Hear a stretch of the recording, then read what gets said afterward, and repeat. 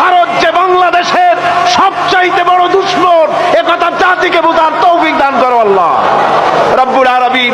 তুমি মেহেরবানি করে বাংলাদেশকে হেফাজত করো, বাংলার মুসলমানদেরকে হেফাজত করো। এখানে হিন্দু খ্রিস্টান